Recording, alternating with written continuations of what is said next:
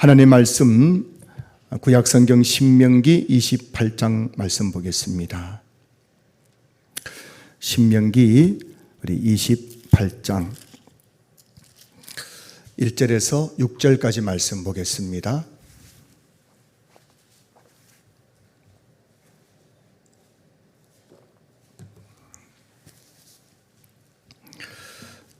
우리 신명기 28장 1절에서 6절까지 말씀 우리 한 절씩 우리 교독하겠습니다. 신약 구약성경 304쪽입니다. 내가 내 하나님 여호와의 말씀을 삼가 듣고 내가 오늘 내게 명령하는 그의 모든 명령을 지켜 행하면 내 하나님 여호와께서 너를 세계 모든 민족 위에 뛰어나게 하실 것이라. 내가 내 하나님 여호와의 말씀을 청종하면 이 모든 복이 내게 임하며 내게 이르리니 성읍에서도 복을 받고 들에서도 복을 받을 것이며 내 몸의 자녀와 내 토지의 소산과 내 짐승의 새끼와 소와 양의 새끼가 복을 받을 것이며 내 강주리와 떡반죽 그릇이 복을 받을 것이며 내가 들어와도 복을 받고 나가도 복을 받을 것이니라. 아멘. 할렐루야. 어젯밤에 제가 우리 신년 특별 저녁 기도 마치고 청산 기도회에 가서 밤에 새벽 3시 반까지 기도하고 왔는데요. 제가 뭐 기도했다고 자랑하는 것이 아니라 그 밤에 가서 제가 가자마자 기도가 안 되잖아요. 그래서 제가 1시간 동안 찬양을 불렀는데 여러분 제 녹음해올 뻔 할 거 잘못해서 얼마나 목소리가 은혜로운지 제가 들어도 막 거기 주변에 기도하는 분들이 기도를 멈추고 제 찬만 듣는 것 같아요. 1시간 동안 막 찬양 부르는데 제가 들어도 제 목소리에 제가 감동받아 은혜가 돼가지고 제 목소리 은혜니까 또 더 은혜롭게 목소리가 나와가지고 1시간 동안 찬양 불러도 그래 소리 질러도 목이 안 쉰 거예요. 제가 목이 약한 거 아시죠? 그래서 제가 막 1시간 이상 막 찬양을 부르는데 하나님은 역시 찬양 속에 거하시는 것 같아요. 그 찬양 부르는데 그 산에 정말 하나님의 은혜가 완전히 그냥 눈처럼 덮이는 것을 경험하게 되었어요. 여러분 하나님은 우리의 찬양 가운데 거하시는 분인 줄로 믿습니다. 그래서 찬양하는데 얼마나 은혜가 되는지 모르는 거예요. 그래서 여러분들도 기도할 때 기도 안 되면 찬양을 부르세요. 막 자꾸 안 되는 막 기도하려고 보면 잠만 오고 그러니까 그때는 조용히 그냥 찬양 부르면요.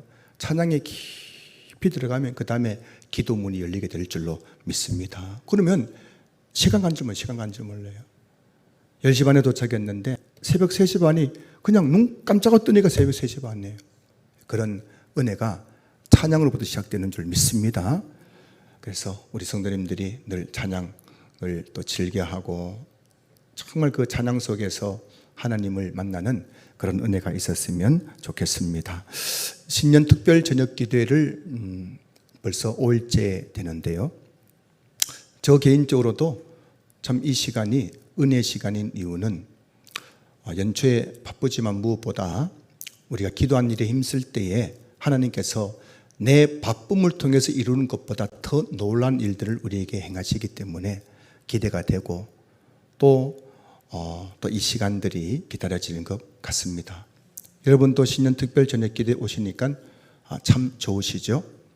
표정은 도살장에 끌려가는 소 같은 표정하지만 마음은 그러지 않을 줄로 믿습니다. 표정만 그렇지 마음은 너무너무 기대가 되고 사모함이 되고 그런 줄로 믿습니다. 그 사람이 마음에 있는 것을 얼굴로 낸다고 했는데 얼굴과 마음이 왜 다를까요? 우리 교회는 좀 유머가 안 통하는 것 같아요. 제가 뭐 좀 웃긴다 웃겨도 전혀 안 웃으시니까 제하고 유머 코드가 안 맞아서 제가 다시 여러분 유머 코드를 좀 맞춰야 될 것 같습니다. 첫날에 제가 말씀을 믿는 신앙, 그 다음에 두 번째는 기도를 믿는 신앙, 세 번째는 성령을 믿는 신앙, 그리고 또 어제는 성화를 믿는 신앙, 우리 신앙생활의 중요한 키워드 주제를 가지고 함께 나누고 있는데 오늘 5번째 시간으로 복을 믿는 신앙에 대해서 함께 같이 말씀을 나누고 은혜를 나누었으면 좋겠습니다. 함께 기도했으면 좋겠습니다. 역대상 4장에 보면은 야베스의 기도가 나오죠. 야베스는 그의 모든 형제 중에서 귀중한 자가 되었다라고 결론을 말씀하고, 그 다음에 그가 왜 그 모든 형제보다 귀중한 자가 되었는지에 대해서 설명하는 내용이 그 다음 9절 10절에 나오지요. 야베스는 태어날 때 고통이라는 이름을 가지고 태어났다. 그 어머니가 아들을 낳아서 야베스, 고통이라는 이름을 지어줬다. 그 이유를 학자들은 야베스가 태어날 때 너무너무 고통스러운 환경 속에서 태어났기 때문일 것이다 라고 보고 있죠.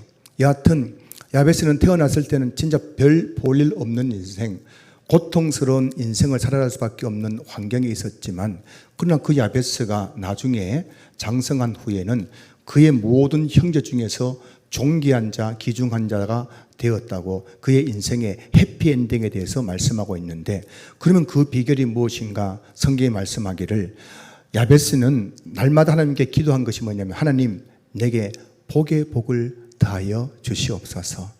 하나님께 복을 구하였다는 것입니다. 야베스가 구한 복은 크게 세 가지입니다. 나의 지경을 넓혀 주시옵소서, 주의 손으로 나를 도와 주시옵소서, 나로 하여금 환난을 벗어나 근심이 없게 하여 주시옵소서. 날마다 야베스는 하나님께 복을 구하는 기도를 드렸는데, 하나님께서 그 기도를 들으시고 야베스에게 복을 주셔서 그는 모든 형제보다 귀중한 자가 되었다라고 성경이 말씀하고 있지요. 성경에는 하나님의 복에 대해서 분명히 말씀하고 계십니다. 성경에는 하나님의 복에 대해서 분명히 말씀하고 있습니다. 여러분, 저는 우리 신앙교회 성도님들도 성경에 말씀하고 있는 그 복을 사모하는 성도들 되었으면 좋겠습니다. 그래서 여러분들이 예수 믿고 나서, 교회 다니고 나서 여러분 삶 가운데 하나님께 받은 복의 증거들이 있는 그런 성도님들 되었으면 좋겠어요. 그래서 오늘 새해를 맞아서 다시 한번 우리가 복에 대한 신앙을 한번 생각해 보는 시간을 가졌으면 좋겠다 생각됩니다. 오늘 본문 읽어보신 것처럼 오늘 본문은 하나님께서 복에 대해서 말씀하고 있는 본문이지요. 신명기 28장 보시면은 1절 보시면은 이렇게 나와 있습니다. 함께 읽어볼까요? 함께 읽어보겠습니다. 시작. 내가 내 하나님 여호와의 말씀을 삼가 듣고 내가 오늘 내게 명령하는 그의 모든 명령을 지켜 행하면 내 하나님 여호와께서 너를 세계 모든 민족 위에 뛰어나게 하실 것이라. 2절 읽습니다. 내가 내 하나님 여호와의 말씀을 청종하면 이 모든 복이 내게 임하며 내게 이르리니 라고 하면서 하나님께서 복에 대해서 말씀하고 있습니다. 그래서 여러분, 성경에는 하나님께 복을 받은 인물들이 얼마나 많아요. 아브라함도 하나님께 복을 받아서 큰 부자가 되었다는 거예요. 야곱도 하나님께 복을 받았다고 그래서 말씀하고 있죠. 성경에 보면은 다윗도 얼마나 엄청난 복을 받았는지 몰라요. 솔로몬도 하나님께 복을 받았지 않습니까? 그가 지혜를 구했더니 그가 구하지 않은 부와 기와 영광까지 하나님께 다 주셔서 솔로몬은 전대미문의 그런 지혜를 가졌을 뿐만 아니라 전대미문의 엄청난 하나님의 복을 받았다라고 성경이 우리에게 말씀해 주고 있지요. 그의 이야기가 성경만에 기록된 것이 아니라 이스라엘 역사책인 역대지략에도 솔로몬이 받은 복에 대해서 기록되어 있으니 이 성경책이 진리이지만 교회 안 다니는 사람들은 아이고 뭐 성경이니까 그렇게 미화시켜 놨겠지 할지 모르지만 이스라엘 역사책인 역대지략에는 정확하게 솔로몬이 하나님께 어떤 복을 받은지를 기록되어 있으니 여러분 분명 솔로몬은 하나님께 복을 받아서 그렇게 잘된 사람인 줄로 믿습니다. 그리고 여러분 성경에 보면은 많은 사람들이 복을 받는데 사무엘 하를 보면은 오벳 에돔이라는 사람이 다윗도 싫어하고 다윗도 두려워서 거부했던 하나님의 그 법궤를 자기 집에 3개월 동안 보관했더니만은 하나님께서 그 오벳 집에 복을 주셨다라고 성경이 말씀하고 있지 않습니까? 주어는 하나님입니다. 하나님이 복을 오벳 에돔과 그의 집에 주셨다라고 말씀하고 있는 거예요. 여러분, 복음서를 보면은 예수님이 십자가 지고 갈 때에 구레네 사람 시몬이 억지로 십자가를 졌어요. 억지로 십자가를 졌습니다.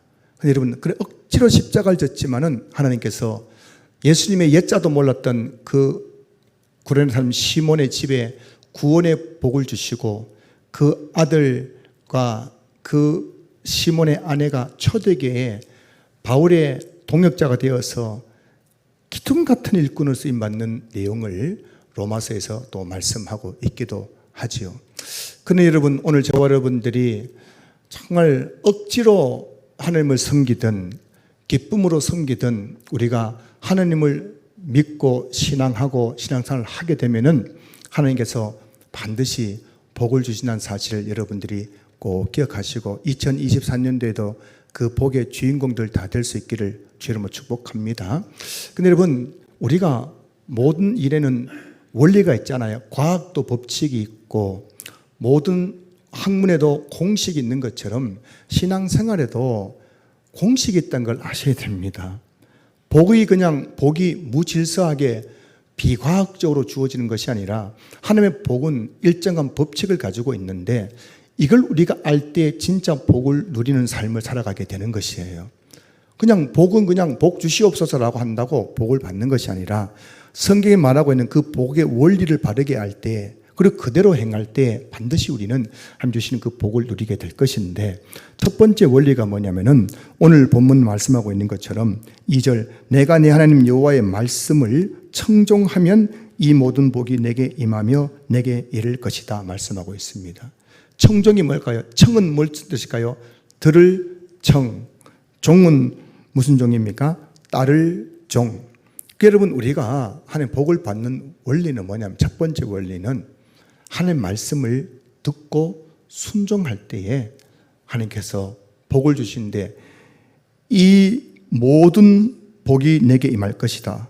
성읍에서도 복을 받고 들에서도 복을 받고 내 몸에 자녀도 복을 받고 내가 말씀에 순종했더니만 내 자녀가 복을 받고 내 토지의 소산이 복을 받고 내 짐승의 새끼가 복을 받고 그리고 내 강주의 떡반죽 그릇이 복을 받고 내가 들어가도 복 받고 나가도 복 받는 축복의 통로의 삶을 살아가게 되더라는 것입니다.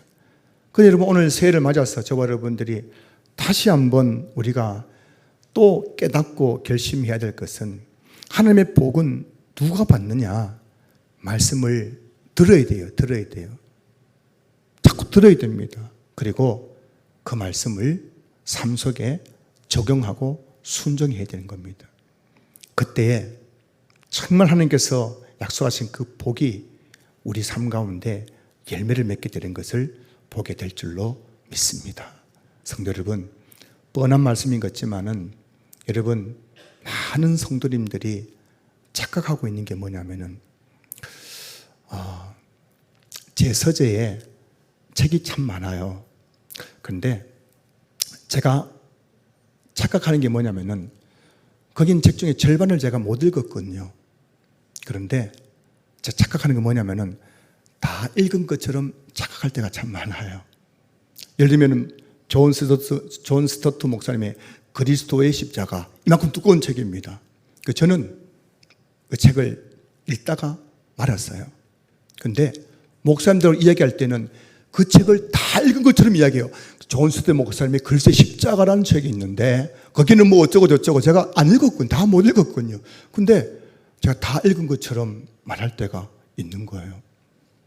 여러분, 이게 여러분 오늘 그리스도인들의 이 딜레마인 거예요. 뭐냐면은 성경 설교 들을 때 속으로 뭐라 합니까?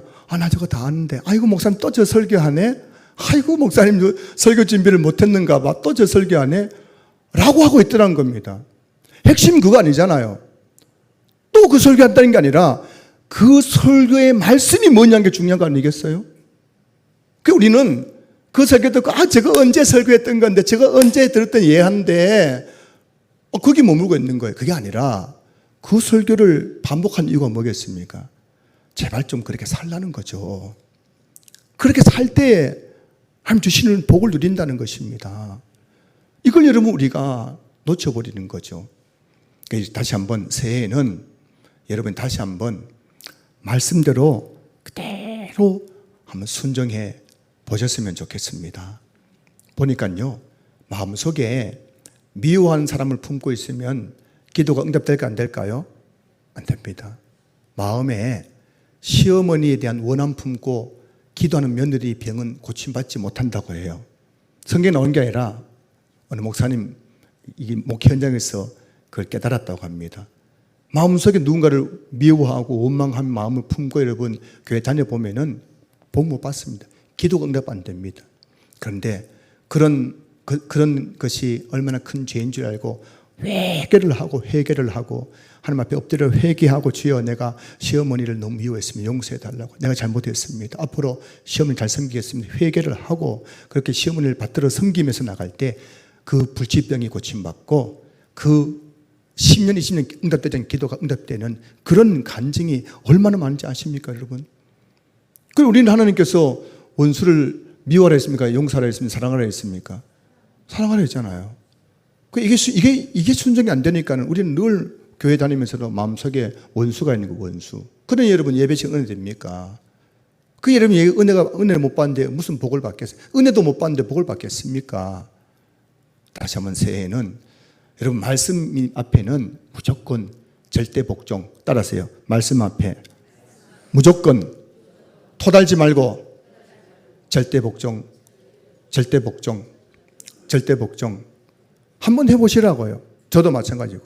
그때에 그 말씀의 그 축복이 우리 삶 가운데 충만하게 이루어지게 될 줄로 믿습니다.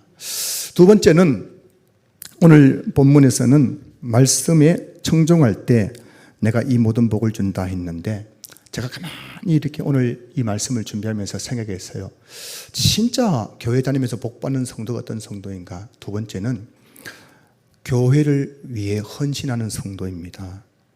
여러분 속으로 지금 또 목사님 또 봉사 많이 하고 헌신하라고 저러는구나. 그게 아니고 우리가 진짜 하는 복을 받으려면 교회를 위해서 헌신해야 됩니다.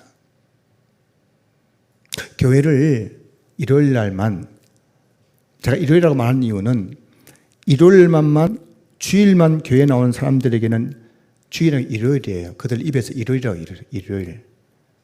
일요일 교회 와서 1시간 예배 드리고 교회하고 빠빠이 하면 여러분 그래도 복 받을 것 같으면은 누가 복 못 받겠어요? 누가 복 못 받겠어요? 일주일에 168시간 중에서 차 타고 버스 타고 걸어서 오가는 거리 1시간, 예배 1시간, 일주일에 2시간 교회 와가지고 예배 드리고 빠빠이 하고 살아가는데 그 사람이 복을 받는다면은 저는 목사 안 할랍니다. 저는 그냥 평신도로 살아가죠. 일요일 교회 한번 와가지고 예배 드리고 그 복이란 복을 다 받을 것 같으면은 누가 복 못 받을 것이며, 교회 와서 복 못 받는 사람들이 바보 천치지요. 근데 복은 그런 것이 아니란 것입니다. 여러분 교회가 어떤 곳이지 아시죠? 사도행전 20장 28절 바울이 말하지 않습니까? 하나님이 자기 피로 사신 교회입니다. 교회는 하나님이 자기 피로 사신 교회예요. 예수님의 십자가라는 대가를 통해 세워진 곳이기 때문에 이 교회가 얼마나 하나님에게는 소중한 곳인지 모르는 것입니다. 그래서 찬송가 208장 1절 가사처럼 내 주의 나라와 주 계신 성전과, 그 다음에 뭐죠? 그게 뭐라고요? 내 주의 나라와 주 계신 성전과 피 흘려 사신 교회를 늘 사랑합니다. 피 흘려 사신 교회를 사랑하는 자에게 하나님께서 복을 주심을 여러분들 꼭 기억하시기 바랍니다. 여러분 임계점 아시죠? 임계점. 임계점이란 물이 끓는 온도를 가리키는데 물이 몇 도에 끓습니까? 100도에 끓죠. 100도. 여러분 찬물을 냄비에 넣고 물을 끓이는데 아무리 기다려도 물이 끓지 않아요. 언제 끓나 싶죠. 근데 여러분 임계점에 도달하면 100도가 되면 물이 팔팔 끓는 것입니다. 여러분 우리 신앙생활이 냄비에 물을 부어놓고 그 물을 끓기를 기다리는 것과 같은 것이에요. 여러분 우리가 교회를 헌신할 때 처음에는 야 내가 이렇게 헌신해도 왜 아무런 복도 못 받는가 싶은 거예요. 내가 이렇게 교회에서 수고하고 애를 쓰는데도 왜 하나님 내게 복을 주지 않는가 싶은 겁니다. 그런데 여러분 하나님의 축복의 임계점에 도달하는 순간 놀라운 하나님의 축복이 내 삶 속에 부글부글 끌어내리게 될 줄로 믿습니다. 이 축복의 임계점을 알아야 되는 거예요. 여러분 많은 성도님들이 그 물이 100도에 끓는데 7, 80도쯤 돼가지고 그냥 털썩 주저앉은 분들이 얼마나 많은지 몰라요. 100도에 끓는 것인데 하나님의 축복의 임계점이 있는데 그 임계점을 모르기 때문에 그냥 교회 조금 봉사하다가 에이 모르겠다. 조금 하다가 에이 모르겠다. 그러니까는 교회를 수십 년 다녀도 복을 받지 못하는 거예요. 우리 한국 교회 역사 가운데 신유 은사를 받은 권사님 중에서 현신의 권사님이라는 분이 계시잖아요. 이분은 엄청난 말기암 환자를 고쳤습니다. 이게 무슨 쇼하는 게 아니고 진짜 이분이 은사를 받아가지고요. 그분이 손 놓고 기도하면은 말기암 환자가 얼마나 많이 고침받는지 몰라요. 근데 이 현신의 권사님이 죽어서 천국 갔는데 하나님께서 이런저런 말씀 중에서 너 다시 내려가가지고 다시 가라. 아이 가기 싫어요. 아이 빨리 가. 안 돼. 난 가기 싫어. 천국에 줘야 안 가려 하는데 억지로 하나님께서 다시 현신의 살려서 돌려보냈다는 겁니다. 그러면서 마지막에 뭐 했냐면은 너 가서 고영순이라는 사람이 있는데 찾아가라는 겁니다. 고영순. 한 번도 들어본 이름이 없어요. 고영순. 가서 고영순 네가 나를 위해서 그동안 했던 것들이 다 헛되지 않고 하늘에 다 쌓여있다는 것을 말해주거라 라고 했다는 것입니다. 이 현수는 다시 죽었다 깨어나는 거예요. 깨어나서 하나님께서 고영순을 찾아가라 했는데 도대체 고영순이 누군가 싶어 찾아봤더니만은 지금 이분이 한 70세쯤 되는데 이 고영순이라는 분이 정말 고생을 많이 했는데 한번 나중에 유튜브 보세요. 고영순. 초등학교 2학년 때 중퇴예요. 초등학교 2학년 중퇴고 이분이 벙어리였어요. 벙어리. 초등학교 2학년 중퇴 벙어리. 그리고 계모인데 얼마나 구박을 많이 하는지 콩쥐 팥쥐는 뭐 말할 것도 없고요. 얼마나 구박을 많이 받았는지. 근데 이분이 지금 나중에 예수 믿고 나서 입이 열려가지고 지금은 전 세계를 돌아다니면서 지금 간증을 하고 있어요. 그리고 대전 기도원이라는 기도원의 원장을 하고 있는데 이분의 이야기를 들어보니까 그런 거 이분이 예수 믿고 나서 교회 간 그날부터 지금까지 40년 동안 한 번도 주일 안 빠졌대. 주일 빠지면 지옥 간 줄 알고 그 주일을 성수를 하고 이분이 내 새끼들 밥을 굶겨도 목사님 밥 굶이지 않다 해가지고 그렇게 교회 중심으로 교회를 위해서 헌신해가지고 남편인데 얼마나 매를 맞았는지 그래도 이분이 남편보다 교회가 더 중심이라 가지고 주일 예배 드리고 교회 봉사하고 전도하고 했는데 처음에는 얼마나 남편이 구박하는지 이래서 내가 예수 믿어 뭐 하나 싶은 마음이 들었지만 그래도 첫 번째 딸이 초등학교 6학년 때 중학교 올라갈 때 암으로 죽었거든요. 그 딸이 죽으면서 엄마 나 천국 가는데 제발 예수님 믿어. 그래야 날 만날 수 있어.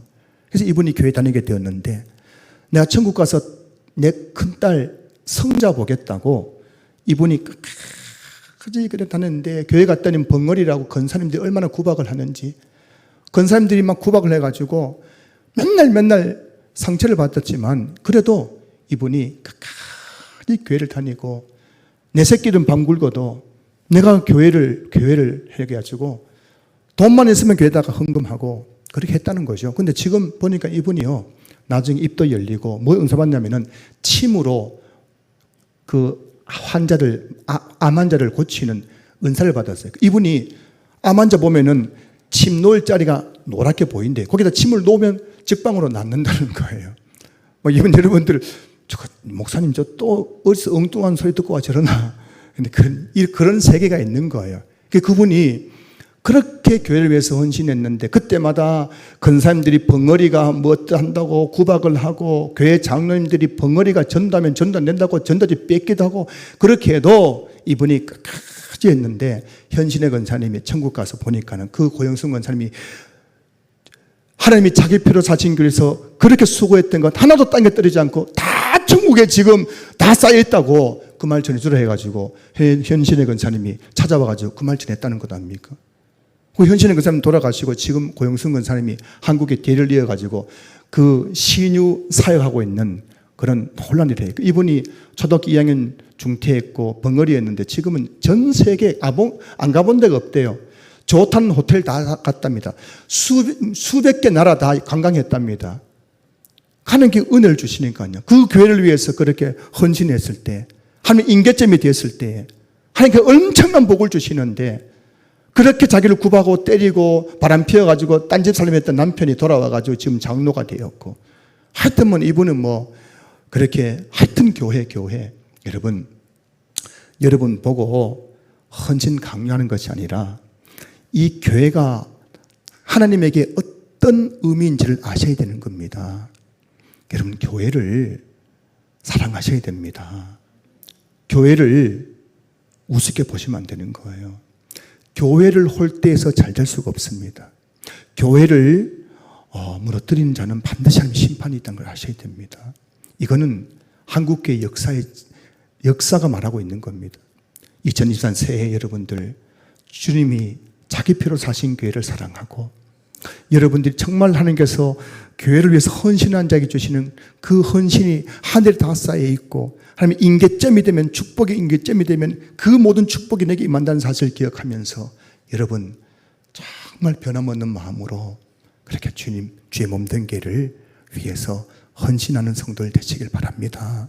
그러면 제가 여러분들에게 칭찬 안 해주지 않더라도 제가 여러분들에게 상을 주지 않더라도 남들이 여러분 참 집사님 귀하다 소리 하지 않을지라도 주님이 다 기억하시고 여러분에게 다 갚아주시고 복으로 갚아주실 줄로 믿습니다.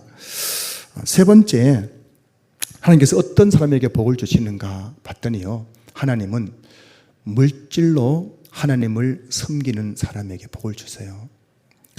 자, 여러분들 또 목사님 헌금 많이 하라고 하는구나 그리 생각하지 마시고요, 성경의 원리를 말씀드리는 겁니다. 마태복음 6장 24절 보면은 너희가 하나님과 재물을 겸하여 섬기지 못하느니라 라고 되어 있어요. 우린 여러분 하나님도 잘 믿고 돈도 잘 벌고 그렇게 살아갈 수 없습니다. 우리는 분명 하나님을 사랑하는 자는 돈을 사랑하지 않을 것입니다. 섬기지 않을 것입니다. 돈을 사랑하는 자는 결코 하나님을 사랑할 수도 없고 섬길 수도 없다라고 말씀하고 있죠. 그래서 저는 오늘 정말 저 여러분들이 하나님과 재물이라는 이 세상에 두 가지 신이 있는 거예요. 하나님과 재물. 둘 중에서 하나를 선택해야 된다는 겁니다. 우리가 뭘 선택하느냐? 재물을 가지고 하나님을 섬길 때 하나님은 그 믿음을 보시고 그 사람에게 복을 주신다는 것입니다. 재물로 하나님을 섬기는 것이 첫 번째 원리가 말라기 3장 10절에 말씀하고 있지 않습니까? 만군의 여호와가 너에게 이르노라 너희의 온전한 11조를 창고에 들여 나의 집에 양식이 있게 하고 그것으로 나를 시험하여 내가 하늘문을 열고 너희에게 쌓을 것이 없도록 복을 주지 아니하냐 시험하여 보라라고 되어 있지 않습니까? 그러니 여러분 오늘 가만히 보면은 물질을 통해서 하나님을 섬기는 자에게 하나님께서 엄청난 복을 주신다는 것을 우리는 교회를 통해서 교회 역사를 통해서도 볼 수가 있지요. 뭐 그런 경우는 제가 많이 소개하겠지만은 사실 우리 교회에 출석하고 있는 우리 장래인 목사님 계시잖아요. 지금은 주일 때에 작은 교회 가서 예배드리기 때문에 설교하시기 때문에 참 주일 예배 참석하지 못하시는데 그 목사님이 수예배 시간에 한번 소개하기도 했지만은 제가 잠시 그때 들었던 이야기를 복기하고 오늘 사모님하고 통화를 했어요. 그때 그 이야기를 다시 한번 정확히 듣기 위해서 목양교회 안양에서 목양교회를 이분이 개척해서 목회를 하시고 또 은퇴하셔서 원로 목사님이 되셨는데 그 목양교회 예배당을 건축할 때에 교회에 돈이 없는 거예요. 그래 막 계속 부도가 나요. 부도. 빚도 척이 오고 막 그런 어려운 가운데에 목사님이 성도님들에게 다 집을 은행에 담보해서 돈을 대출받아서 헌금하시라고 장로님들에게, 권사님들에게, 성도들에게 이야기했다는 것이죠. 자, 성도 여러분, 다음 주까지 아파트 담보해서 헌금하시기 바랍니다. 할렐루야. 보세요. 입이 축 닫고 있잖아요. 아무도 아멘 안 하잖아요. 근데 그 목사님이 그랬을 때 한 30년 전만 하더라도 성도들이 그랬대요. 순종했대요. 그래서 장로님 한 분 계신 장로님 또 아파트 담보해가지고 또 교회 헌금하고 또 물론 나중에 또 교회에서 이자 내줬다고 하던데 그렇게 했대요. 근데 중요한 것은 그 중에 이 신장 투석하시는 분이 계셨어요. 여자 집사님이셨는데 그 이 집사님이 신장 투석하고 있는 중이었는데 이분이 교회가 지금 어렵고 예배당 건축하는데 돈이 없어 하니까요. 이분이 그 당시에 30년 전이었죠. 3억을 여기저기 꺼가지고 1,000만 원, 2,000만 원 꺼 3억을 교회에 헌금을 했다는 겁니다. 헌금에 빌려준 거와 같은 거죠. 빌려준 거죠. 예, 했는데 그래서 이분이 그 3억을 빌려가지고 본인이 이자 내면서 3억을 빌려가 했는데 그래서 매일 일주일에 3번씩 투석했던 그분이 어느 날 이 투석을 안 하게 됐어요. 나와버렸어요. 근데 오늘 사모님들 이야기 들었는데 원래가 87세 되는데 지금도 교회 멀쩡히 다니고 있답니다. 37년 전에 혈액 투석했던 분인데 30년 전에 지금은 투석도 안 하고 멀쩡해가지고 하는데 그때 언제 했냐면은 그렇게 이분이 쫓아다니면서 친척에게 또 이웃에게 돈을 꺼가 3억을 교회에다가 그렇게 빌려준 것이지만 그렇게 헌금했을 때에 하나님께서 그때에 이 신부전증이죠. 이제 깨끗하게 고쳐주셨다고 그렇게 이야기를 하시더라고요. 그뿐이겠습니까? 오늘날 많은 성도님들이 참 우리 한 세대 전만 보더라도 많은 교회 장로님들, 권사님들이 진짜 집을 팔고 밭을 팔아가지고 교회에 헌금했는데 그렇게 헌금해가지고 그분들이 가난하게 되었느냐? 그렇지 않다는 것입니다. 그분들이 그렇게 교회를 위해서 헌금을 했는데 집을 팔고 밭을 팔아서 헌금했는데 하나님께서 그걸 갚아주시는데 원금만 갖춰주는 것이 아니라 이자에다가 보너스에다가 고금리로 갚아주시는데 그들이 그 헌금한 다음에 받는 그 축복들이 얼마나 큰지 모르는 거예요. 그래서 이 고영순 권사님이 최근에 집회를 갔는데 연합집회입니다. 연합집회에 가가지고 그 자신의 간증을 하는데 간증 중에 몇몇 성도가 앞에 나서 떼굴떼굴 구르면서 통곡하면서 울더라는 겁니다. 떼굴떼굴 집회 중인데 목사님들이 와가지고 막 이러시면 안 된다고 하는데도 이분들이 앞에 통곡을 하는데 통은 이거랍니다. 내가 몰라가지고 내가 몰라서 그렇게 못했다고 몰라서 못했다. 내가 어떻게 하면 축복받는지 몰라서 내가 지금까지 이렇게 못했다면서 그들이 왜 우리 목사님은 내게 그걸 안 가르쳐줬냐고 왜 내가 하나님의 복을 받는 비결 내가 어떻게 하면 하나님께 복을 받는지 왜 안 가르쳐줬냐고 그분들이 그 집회에 나오는 거예요. 떼굴떼굴 그러면서 땅을 치면서 왜 내게 안 가르쳐줬냐고 이렇게 해야 복을 받는 건지 왜 나는 몰라서 못했다고 그래서 그분들이 돌아가가지고 하여튼 제가 여러분 이 말 하면 또 이러면 시험 될 거 안 하는데 집에 가서 그래 막 또 땅을 팔고 해가지고 헌금했대요. 얼마 전에 있었던 이야기랍니다. 몰라서 원리를 모르는 거군요. 교회를 다니면서도. 여러분 오늘 제가 결론적으로 말씀을 드리는 겁니다. 하나님께서 우리에게 복을 주시는데 그럼 누구에게 주냐? 복의 기준이 뭐냐? 첫 번째는 말씀에 순종하는 살아가는 사람들에게 복을 주는데 여러분 정말 그 말씀에 순종한 삶을 살아갈 때 반드시 하나님께서 복을 주심을 믿을 수 있기를 주님 축복합니다. 두 번째는 하나님이 자기 피로 사신 교회를 위해서 헌신하는 사람에게 복을 주시는데 그 헌신에 통해서 받는 복에는 임계점이 있다는 걸 아셔야 됩니다. 1년, 2년 해가지고 막 복 주는 것이 아니라 그게 기간은 모르지만 하나님의 축복의 임계점이 있는데 그 임계점에 도달하는 순간 교회를 위해서 헌신한 자에게 반드시 복을 준다는 사실을 여러분 믿을 수 있기를 주님을 축복합니다.